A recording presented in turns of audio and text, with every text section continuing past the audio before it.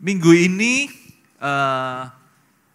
kita akan masuk, bukan minggu ini, bulan ini kita akan masuk ke satu seri tema yang baru. Ya, di bulan ini kita akan belajar tentang discipleship. Semua katakan discipleship. Apa itu discipleship? Tahu? Oke, ada yang tahu?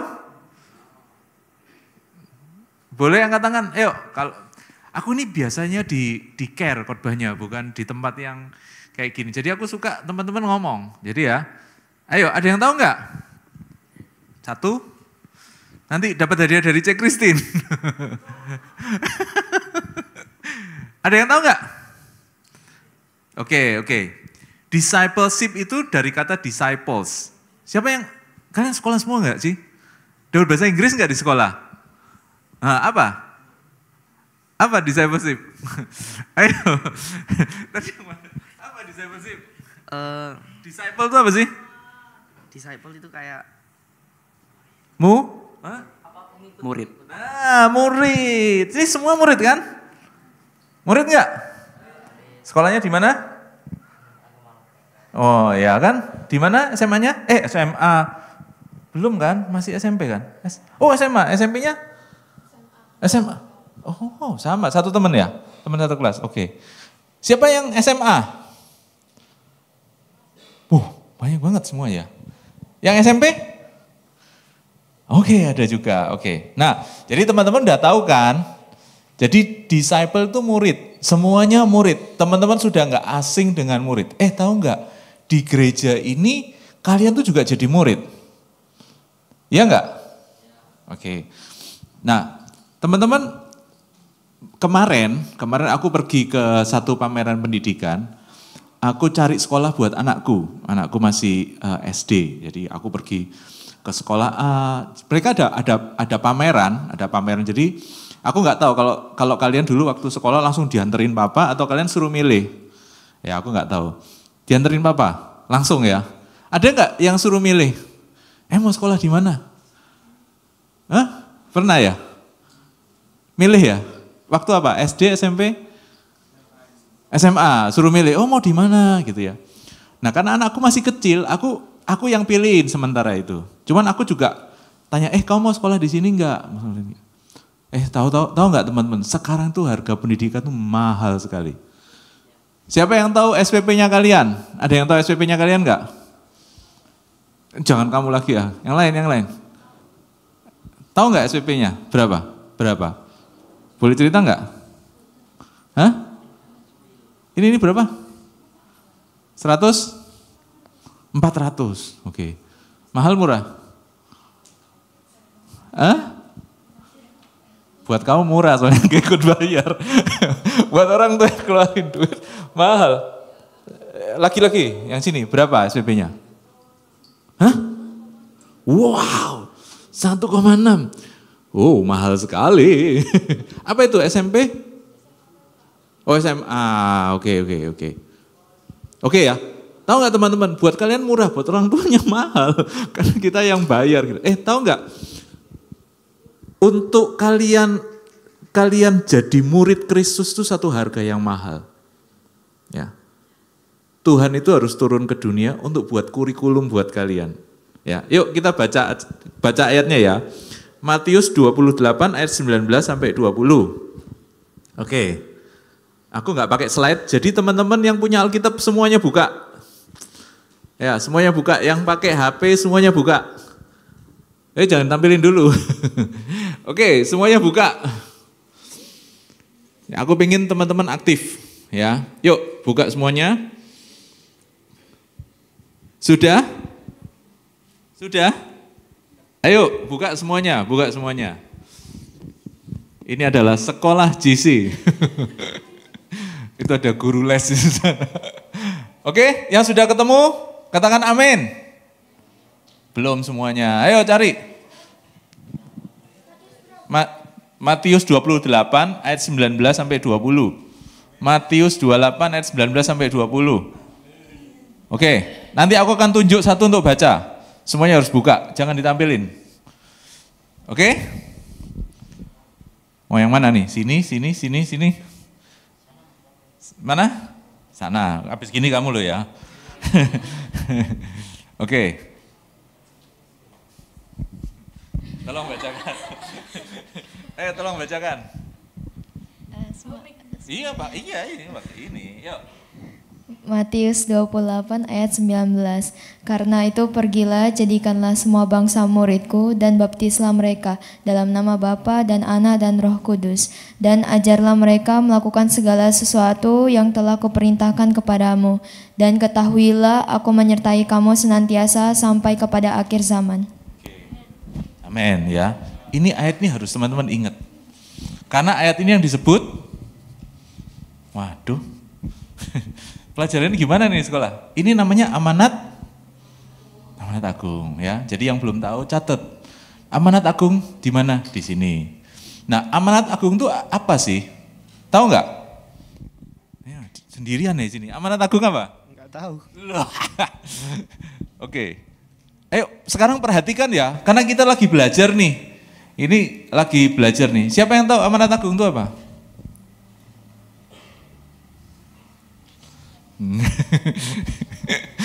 Ada yang tahu? Apa, Cah? Ya perintah Tuhan. Oke. Jadi amanat agung itu adalah perintah Tuhan buat kita pada sesaat sebelum dia naik ke sorga.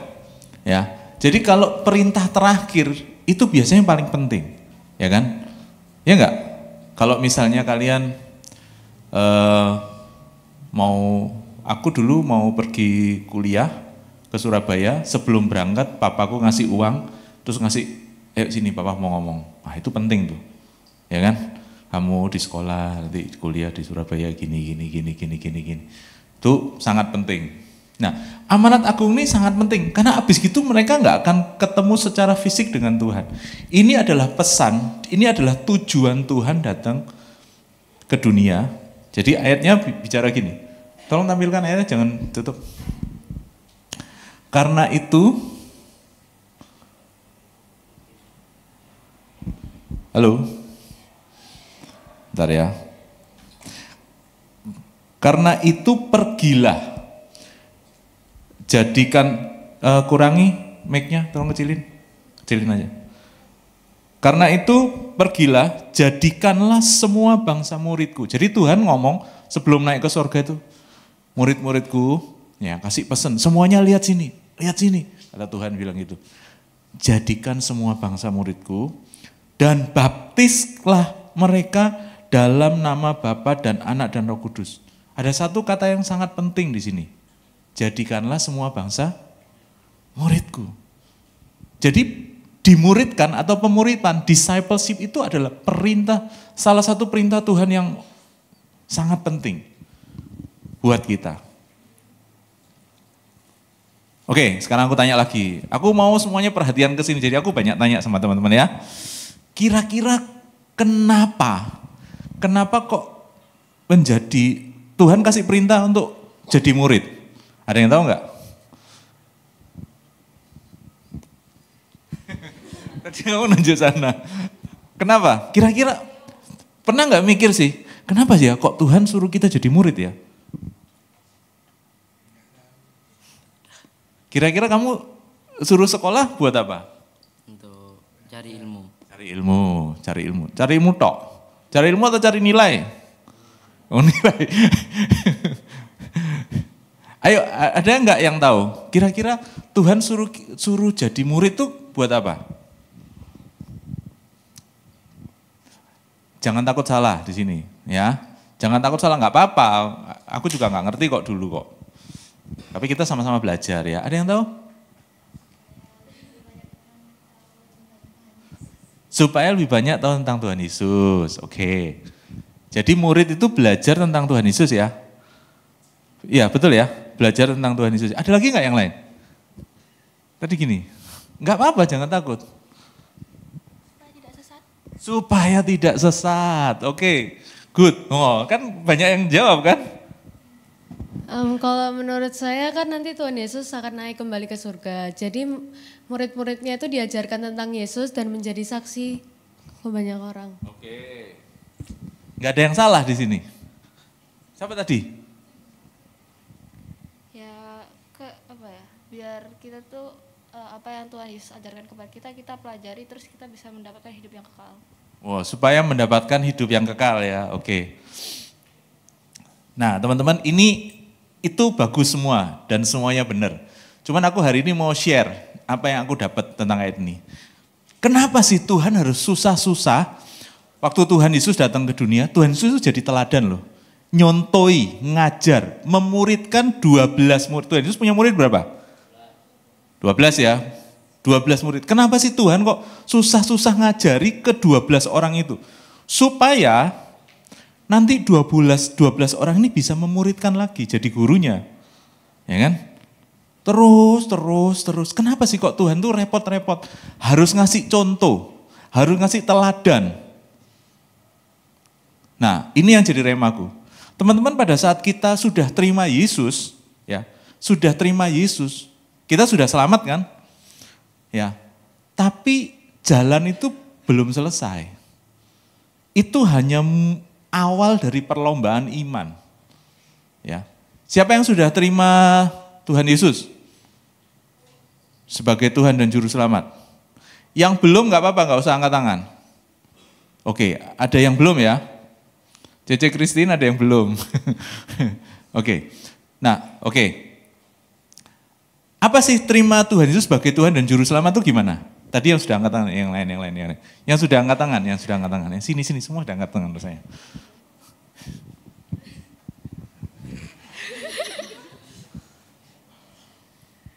Tuhan Yesus gimana? Percaya kalau Tuhan Yesus itu juru selamat, percaya diimanin gitu. Ini benar sekali. Oke, kita buka ayatnya ya. Kita buka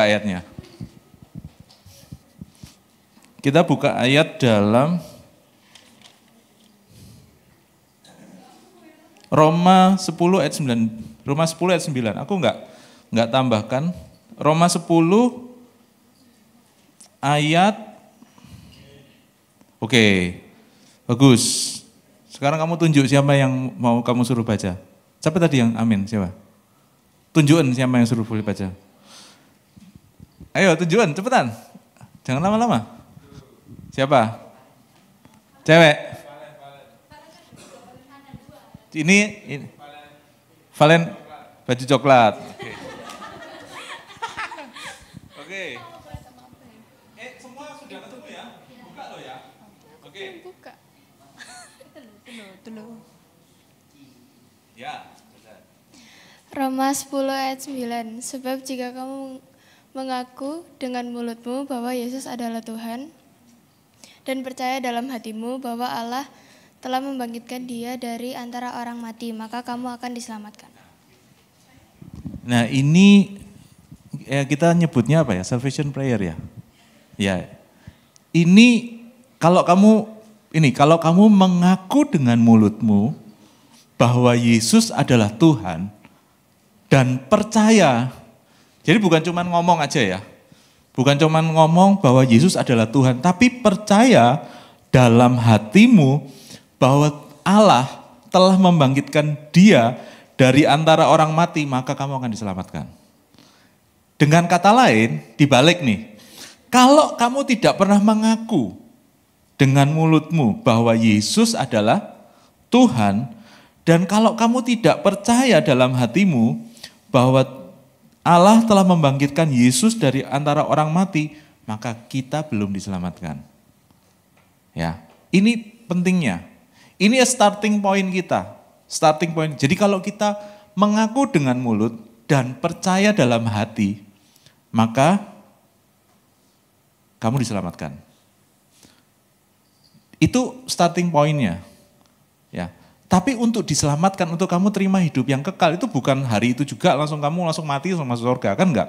Ada waktu, ya kan? Nanti kamu SMA, kuliah, apalagi kerja, menikah, sampai terakhir itu ada banyak hal yang akan membuat kamu membuat perjalanan pengiringanmu sama Tuhan tuh enggak mulus. Karena itu, tadi kan sekolah buat apa tadi? Siapa tadi namanya? Sekolah tadi buat apa? Cari ilmu, ya kan? Betul. Jadi supaya kamu bisa sampai ke ujung, sampai ke tujuan akhir kamu diselamatkan, kamu tuh harus diajari. Ya, kamu harus diajari. Kalau hari ini kamu terima Tuhan. Oke, aku mengaku bahwa Yesus adalah Tuhan dan Juru Selamatku pribadi, percaya. Sudah, kamu nggak pernah diajari, kamu nggak pernah, kamu cuman ke gereja dengan firman juga kadang-kadang kamu nggak tahu. Kenapa sih harus ngomong haleluya ya, kamu nggak tahu. Jadi Kristen cuman ikut-ikutan. Kira-kira kalau ada yang bilang, kamu ke gereja hari Minggu? Iya, aku ada gereja yang lebih asik. Oh iya, di mana? Wah, kita ikut ke sana. Ternyata bukan gereja, ya kan? Karena kamu nggak tahu bedanya antara kebenaran dan tidak kebenaran. Karena itu kamu harus dimuridkan. Oke? Jadi kalian dimuridkan supaya kalian bisa menjalani kehidupan kekristenan kalian dengan benar. Ya, ini rema yang aku dapat. Nah,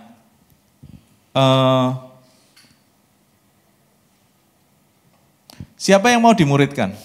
Sekarang aku tanya. Siapa yang mau jadi murid? Yang mau dimuridkan siapa? Angkat tangan dong. Anak JC jangan malu-malu. Oke, ya kan? Oke. Nah, sekarang pertanyaannya, siapa yang ngajarin aku? Siapa yang memuridkan aku? Ya, oke. Yang pertama, yuk baca ayatnya dalam Kolose kalau nggak salah.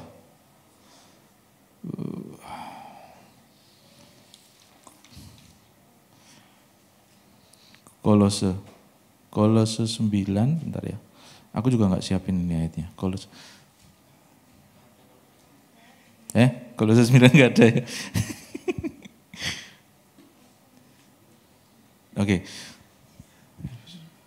Oke, jadi teman-teman punya pedoman, punya buku panduan. Buku panduan kalian ada yang digital, ada yang buku biasa. Itu namanya Alkitab. Nah, ini adalah buku panduan kalau kita mau mengiring Tuhan. Kalau kita mau menjalani kehidupan kekristenan kita. Kristen itu artinya apa sih? Kristen artinya apa? Good. Kristen itu artinya pengikut Kristus. Kalau kita mau mengikuti teladan Kristus yang tadi dikatakan kan, karena itu jadikan semua bangsa muridku. Jadi kalau kita mau mengikuti teladan Kristus, kita mau hidup seperti Kristus, tujuan kita serupa dengan Kristus. Panduan utama kita adalah Alkitab. Semua itu sudah ditulis buat kalian untuk bisa menjalani kehidupan kekristenan kalian dengan benar. Ya. Nah, tapi kadang-kadang kita baca Alkitab kadang-kadang ngerti nggak? Kadang-kadang ngerti, kadang-kadang nggak ngerti. Besok nggak ngerti, sekarang ngerti. Ya. Karena itu kalian harus dimuridkan. Dimuridkan pertama, ada pemimpin rohani yang ada di tempat ini. Ada Cik Christine, ada Kak Endi, ada kakak-kakak yang lain. Akan mengajari kalian, akan mengajarkan kalian tentang bagaimana kalian mengiring Tuhan. Kalian harus punya kebiasaan-kebiasaan rohani apa supaya kalian jadi anak Tuhan yang kuat.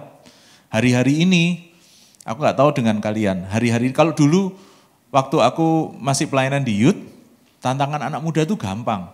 Mungkin cuma 1, 2, 3. Pertama teman, ya kan? Yang bawa kalian jadi semakin benar kadang-kadang juga jadi semakin gak benar. Yang kedua, pacaran, ya kan? Ada begitu banyak anak-anak muda yang terhilang karena masalah pasangan hidup, ya kan? Banyak. Masalah keluarga juga. Bagaimana kalian harus menghadapi tantangan dalam kehidupan kalian kalau kalian gak punya pedoman?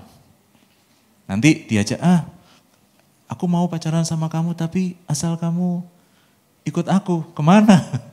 Ke gereja yang sana yang nggak pakai nyanyi-nyanyi ya kan, gerejanya tiap hari Jumat.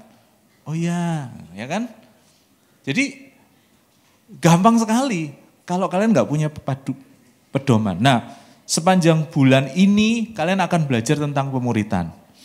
Kalian akan belajar gimana pemuritan itu bagaimana kalian diajar, kalian akan belajar.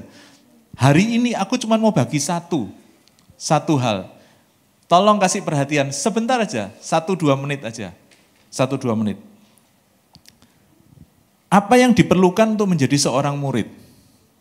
Ya, apa sih?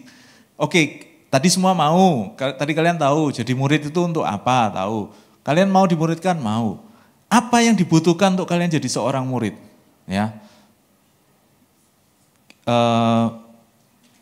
hanya satu, cuman satu. Ya, semua katakan kerendahan hati. Kerendahan hati. Tahu nggak kerendahan hati? Nah, orang yang sombong, orang yang tidak rendah hati, dia akan merasa nggak butuh dimuridkan. Ya nggak? Kalian sekolah? Guru nembek aku, pinteran aku. Ngapain aku sekolah, ngapain aku dengerin pelajaran. Ya, itu namanya sombong. Ada lagi juga, ngapain sih? Aku tahu buat hidupku ini, apa namanya, pelajaran, masih ada nggak sekarang pelajaran bahasa Jawa, masih ada nggak? Ada ya? Kalau dulu aku ya, ini aku. Belajar bahasa Jawa gak penting, mau dapat nilai 1 juga gak apa-apa.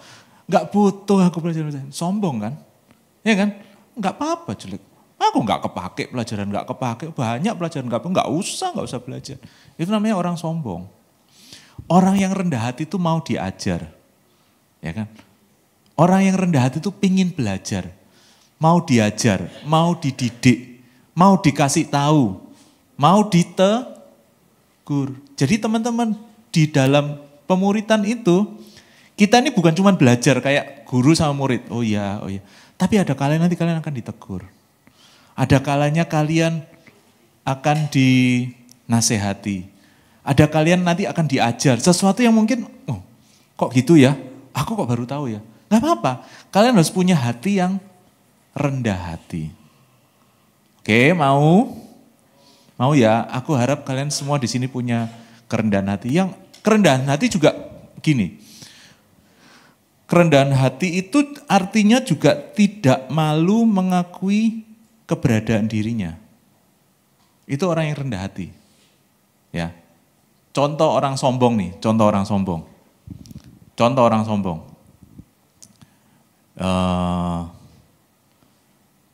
handphoneku gak bagus sih. Tapi orang yang sombong itu gini, beli keluarganya aja pas-pasan, tapi dia berusaha beli iPhone yang paling baru. Supaya apa? Supaya buat pamer. Kalau di mall nggak dimasukin tas ya, diginiin lagi. Pura-pura telepon kan. Kenapa? Sombong. Karena pengen diketahui bahwa dia mampu. Aslinya dia mampu nggak? Nggak tahu. Dan hari-hari ini banyak orang yang pakai topeng seperti itu. Yuk, kalau jadi murid, kalian harus lepaskan topeng kalian. Artinya gini, nggak apa-apa. Yang cowok nih, cowok. Nggak apa-apa kalau tahu bahwa kalian suka lihat porno, ngomong aja sama leader kalian. Kak, aku masih suka lihat porno, Kak. Ngomong aja, nggak apa-apa. Kalau kalian nggak mau ngaku, artinya kalian karena pengen kelihatan baik-baik saja, ya kan? Oh, aku baik kok, aku anak baik kok. Padahal aslinya, ya nggak tahu, mungkin baik juga, ya kan? Tapi jadi misalnya, yang cewek misalnya, langsung lihat semua. Yang cewek misalnya, aku ini sama mama sering ribut. Waktu di sekolah tanya, siapa yang baik-baik keluarganya, yang sayang sama kedua orang tuanya, angkat tangan. Padahal aslinya enggak. Ngerti ya? Kalau di dalam pemuritan gini, leadermu, pemuridmu enggak akan pernah tahu kamu aslinya, dia enggak akan pernah bisa negur kamu. Betul enggak? Kita harus punya sikap hati yang terbuka. Ngomong aja. Aku udah 1 bulan enggak nyapa mamaku. Hah? 1 bulan? Iya. Kenapa? Nggak tahu, enggak suka sama mama. Biarin aja. Ngomong aja. Atau mungkin ada cewek, aku punya prinsip, punya pacar sebanyak-banyaknya. Nggak apa-apa, ngomong aja. Jadi jangan pernah pakai topeng. Dan kadang-kadang Ini bukan hal yang baru. Banyak orang yang pakai topeng. Tapi di sini kita adalah satu keluarga, ya. Tanpa keterbukaan nggak akan ada pemulihan. Betul kan? Tanpa keterbukaan nggak akan ada pemulihan. Kalau kalian tidak pernah terbuka sama pemimpin kalian, tidak pernah terbuka sama pemimpin rohani kalian nggak bisa tahu aslinya tuh kamu gimana. Nggak bisa ngasih masukan buat kalian. Ya karena itu, tadi syaratnya apa? Punya kerendahan hati. Artinya apa? Terbuka. Jadi dirinya apa adanya. Oke? Siang hari ini firman Tuhan nggak dipanjangin, karena waktunya sudah habis. Tapi sepanjang bulan ini kalian akan belajar tentang pemuritan. Dan aku berdoa, pertama, teman-teman yang tadi aku lihat sempat ada beberapa tangan yang belum terangkat. Siapa yang belum terima Yesus sebagai Tuhan dan Juru Selamat? Datang ke C. Christine, datang ke Kak Endi. Apa yang membuat kalian ragu? Kenapa sih? Misalnya, di kalian lihat atau dari teman-teman kalian, oh Yesus tuh manusia kok mbok sembah. Mungkin ada yang seperti. Kalian boleh tanya apapun juga. Kalian enggak usah malu, enggak usah kok enggak rohani, kalian tanya semua apapun juga. Ya? Oke, setuju? Yuk, kita bangkit berdiri.